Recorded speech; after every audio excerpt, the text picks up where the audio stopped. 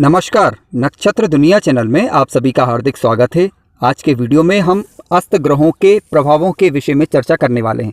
यानी कोई ग्रह आपकी कुंडली में अस्त का हो रहा है तो वह किस प्रकार का प्रभाव देगा, और इसके अलावा अस्त ग्रहों से संबंधित शंकाओं का समाधान भी आज के वीडियो में किया जाएगा। इसके अलावा हम ये जानने का प्रयास भी करेंगे कि यदि कुंडली में कोई ग्रह अस्त का हो रहा है और अगर वह नेगेटिव परिणाम दे रहा है तो आप उसे किस प्रकार से ठीक कर सकते हैं। इसके अलावा क्या सभी अस्त के ग्रह बुरे प्रभाव देते हैं क्या, या कुछ ऐसे ग्रह भी हैं जो अस्त हो जाने पर शुभ प्रभाव देते हैं, इसके विषय में भी आज हम चर्चा करने वाले हैं। इन सबसे पहले मैं आपसे रिक्वेस्ट करना चाहूँगा कि यदि आपने हमारा चैनल अभी तक सब्सक्राइब नहीं किया है तो कृपया पहले चैनल को सब्सक्राइब अवश्य कर लें। आइए सबसे पहले समझते हैं कि अस्त के ग्रह होते क्या हैं। तो ध्यान रखें, जब कोई ग्रह सूर्य के निकट आ जाता है तो सूर्य के तेज प्रभाव के कारण वह अस्त हो जाता है। ध्यान रखें, कोई भी ग्रह जब सूर्य के निकट आता है तो एक निश्चित डिग्री के पश्चात वो अस्त हो जाता है। हर ग्रह सूर्य से अलग अलग डिग्रियों पर अस्त होता है। सबसे पहले मैं शुरू कर रहा हूँ यहाँ पर चंद्र ग्रह के विषय में। चंद्र ग्रह सूर्य के जब कभी 12 डिग्री या फिर 12 डिग्री से अधिक सूर्य के निकट आता है दोनों ओर, तो वह अस्त हो जाता है। हालांकि इसके प्रभाव क्या होंगे इसके विषय में अभी हम आगे चर्चा करने वाले हैं। अब दूसरे ग्रह को लेते हैं। दूसरा ग्रह मैं यहाँ पर ले रहा हूँ मंगल ग्रह। ध्यान रखें, जब कभी मंगल ग्रह सूर्य के दोनों ओर 17 डिग्री या 17 डिग्री से अधिक सूर्य के निकट आता है तो वह अस्त हो जाता है। अब बात करते हैं बुध ग्रह के विषय में। तो ध्यान रखें, बुध ग्रह सूर्य के दोनों ओर 13 डिग्री या 13 डिग्री से अधिक पास आ जाता है तो वह अस्त का माना जाता है। शुक्र ग्रह की बात करते हैं। शुक्र ग्रह सूर्य के दोनों ओर 9 डिग्री या 9 डिग्री से अधिक जब सूर्य के निकट आने लगता है तो शुक्र ग्रह अस्त का माना जाता है। इनके प्रभावों के विषय में भी हम चर्चा करेंगे। इसके अलावा यदि गुरु ग्रह, ध्यान रखें, गुरु ग्रह जब सूर्य के निकट यानी 11 डिग्री या 11 डिग्री से अधिक सूर्य के निकट आता है तो गुरु ग्रह अस्त का माना जाता है। अब बात कर लेते हैं शनि की। शनि ग्रह जब कभी सूर्य के निकट 15 डिग्री या 15 डिग्री से अधिक सूर्य के नज़दीक आने लगता है तो अस्त का माना जाता है। अब बात कर लेते हैं राहु और केतु की। तो ध्यान रखें, राहु और केतु ऐसे ग्रह हैं जो कभी भी अस्त नहीं होते, यानी सूर्य के निकट अगर ये आ जाते हैं तो उल्टा सूर्य को ही ये ग्रहण लगा देते हैं। यानी राहु और केतु कभी अस्त नहीं होते बल्कि सूर्य को ही ग्रहण लगा देते हैं। दूसरी बात, बुध ग्रह एकमात्र ऐसा ग्रह है जो सूर्य के निकट आने पर उसके प्रभाव में वृद्धि हो जाती है। आइए बात करते हैं कि अस्त ग्रहों के प्रभाव के विषय में। जब कोई ग्रह, ध्यान रखें, जब कोई ग्रह अस्त का हो जाता है तो उसका प्रभाव क्षीण हो जाता है, यानी उसके प्रभाव में कमी आ जाती है। यानी अस्त का ग्रह होने पर उसके प्रभाव में कमी देखने को हमें मिलेगी। अब चाहे वो अच्छा ग्रह हो, यानी कह सकते हैं कि शुभ ग्रह हो कुंडली का, अथवा अशुभ ग्रह हो, यानी शुभ ग्रह होगा तब भी कमी आएगी और अशुभ ग्रह होगा तब भी कमी आएगी। कमी आएगी यानी इसका मतलब ये नहीं कि प्रभाव एकदम न्यून हो जाएगा, प्रभाव रहेगा उसका। अब ये निर्भर करेगा कि कितना अस्त हुआ है, यानी पूर्ण रूपेण अस्त हो गया है तब प्रभाव एकदम ज़ीरो हो सकता है, परंतु प्रभाव फिर भी रहेगा। लेकिन यदि अगर मान लीजिए कि कोई ग्रह, मान लीजिए चंद्रमा की बात कर रहे हैं, अगर 12 डिग्री पर अस्त का होता है, मान लीजिए कि 12 डिग्री पर ही है वो अस्त का हो गया है, तो पूर्ण रूपेण यहाँ पर चंद्र अस्त नहीं हुआ है। अगर चंद्रमा की डिग्री मान लीजिए 5 डिग्री हो जाती है तो चंद्रमा अब ज़्यादा अस्त हो गया। यानी इसी प्रकार कोई भी ग्रह जब ज़्यादा नज़दीक जाने लगता है तो वो ज़्यादा अस्त का कहा जाता है, या फिर 0 डिग्री पर पहुँच गया तो समझ लीजिए कि पूर्ण रूपेण वो अस्त हो गया है। तो उसके प्रभाव में कमी आती है। इसका मतलब ये नहीं कि प्रभाव नहीं होता, प्रभाव होता है लेकिन कम होता है। ठीक है, अब आइए अगली बात पर विचार करते हैं।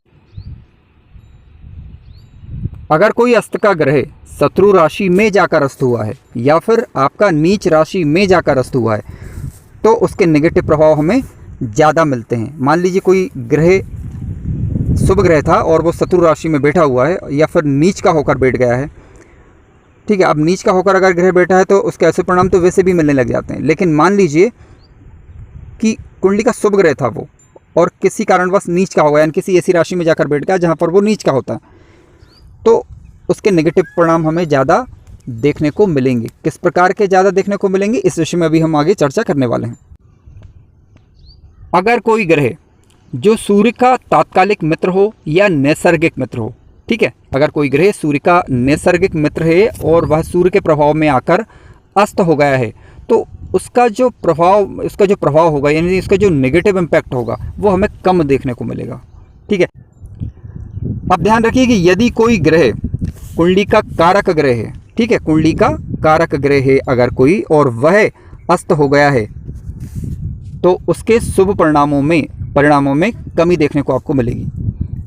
और मान लीजिए कोई अकारक ग्रह था कुंडली का, मान लीजिए मारक ग्रह हो या अकारक ग्रह हो, ठीक है, या कह सकते हैं कि हमें नुकसान पहुंचाने वाला, कुंडली का नुकसान पहुंचाने वाला कोई ग्रह है जो लग्नेश का शत्रु हो, वह अगर अस्त हो गया है तो फिर ये ठीक होगा, यानी अच्छा होगा।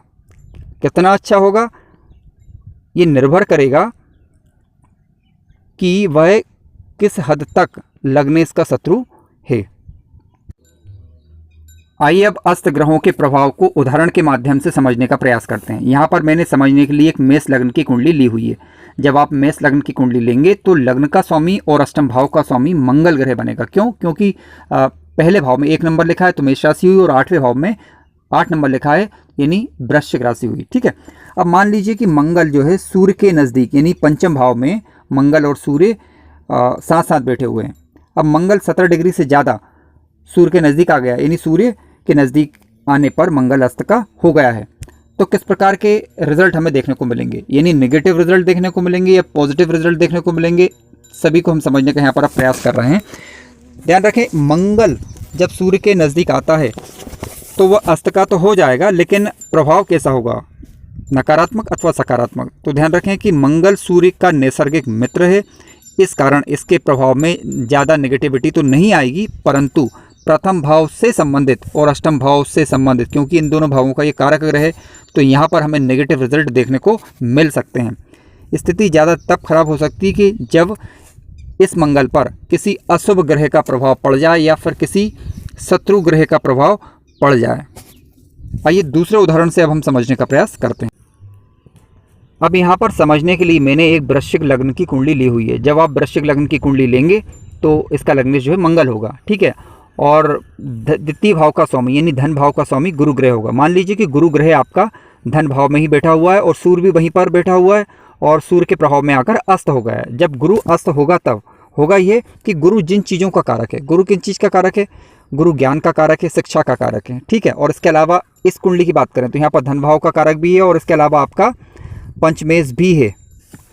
तो पंचम भाव किसका कारक है, यानी उच्च शिक्षा का कारक है, संतान का कारक है। तो इन बातों में ये कमी की ओर संकेत करता है। अब इसका मतलब ये नहीं कि व्यक्ति का धन का संचय होगा ही नहीं, धन का संचय होगा लेकिन उसमें कमी देखने को मिलेगी। ठीक है, और इसके अलावा 12th हाउस यानी यहाँ पर उच्च शिक्षा का भाव है, तो शिक्षा में कहीं ना कहीं व्यक्ति को बाधाओं का सामना करना पड़ता है।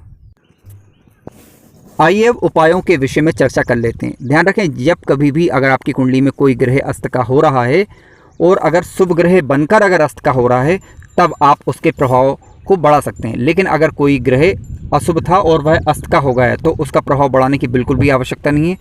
हाँ, आप जप करके उसके नेगेटिव परिणामों में कमी जरूर ला सकते हैं। और अगर कोई शुभ ग्रह अस्त का हुआ है तो इसके लिए आप उस ग्रह का रत्न धारण कर सकते हैं, लेकिन ध्यान रखें कि उस ग्रह की प्लेसमेंट सही होनी चाहिए।